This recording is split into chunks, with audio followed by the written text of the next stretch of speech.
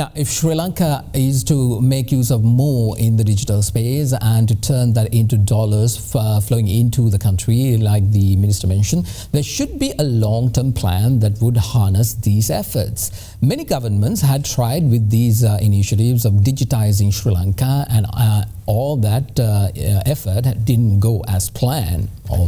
We know many stories of various names coming into play, but didn't work out. Let's get some insights from someone who are actually engaging in the industry. Joining me now is the founder and CEO of WSO2, one of the pioneering tech companies in Sri Lanka, Sanjiva Weerawarana. Sanjiva, thank you very much for your time. Good to see you once again. Now, new government, new policies, new determination to digitize once again. You see positives coming out from this government's plan on that front?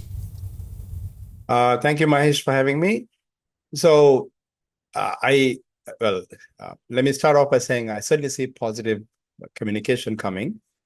And I also want to back that up immediately with the fact that we've been working on digitization now for 20 plus years. ICTA was formed in 2003.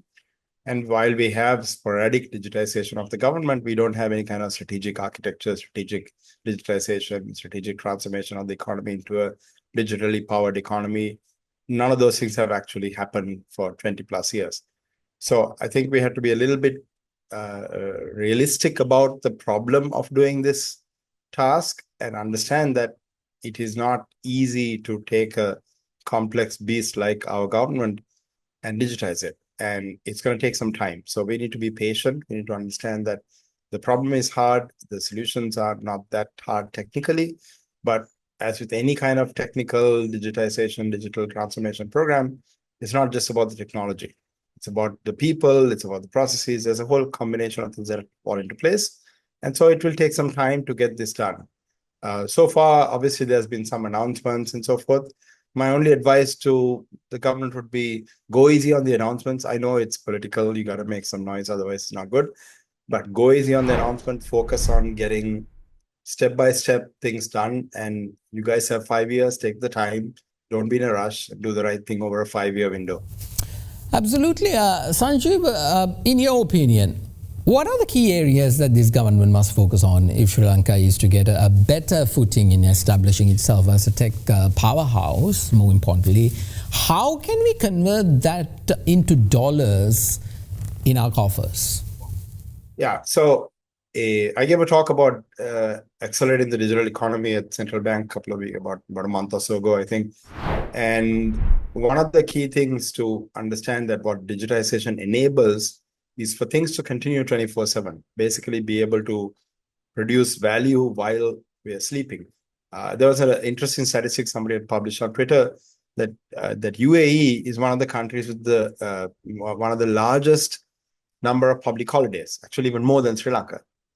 And we all think of UAE, Dubai, Abu Dhabi, etc., as a country with very efficient execution of various things, right? Things just get done. And that's a lot of it is because of digitization. So the goal here is to really facilitate for the economy to keep moving all the time. And so from then you need to look at what is the role of the government in the economy.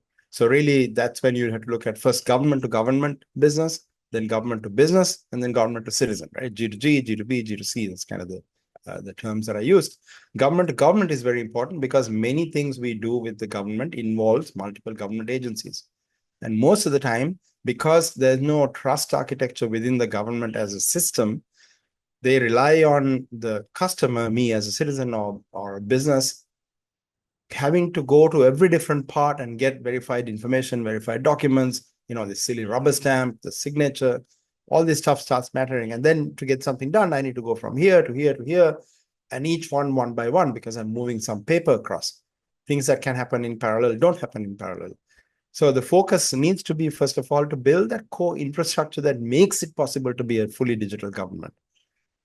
And that is not a quick hack, because you need to understand government, is a long-term project. That is, when you buy a piece of land and you go to the land registry and it gets registered in the land registry, that cannot disappear. That cannot say, oh, we got hacked. Too bad, we lost all the records, start again. right? Because that happens, in even private companies, right? Things get hacked and so on. You cannot have the land registry be hacked. So the solution is not about a quick thing, but you have to also understand everything you put into government. Well, let me take it back. Most of the things you put into government involve long time scales. Technology, all this computer science, all this digital infrastructure is less than 100 years old.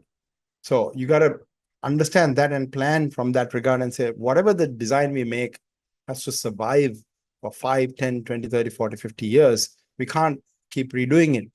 The approach we've taken, I've criticized this before, the driving license system was one of my pet peeves because they spent 9 billion rupees or something on the tender to build it. And then 10 years later, they're doing it again. That is not a scalable, sustainable approach.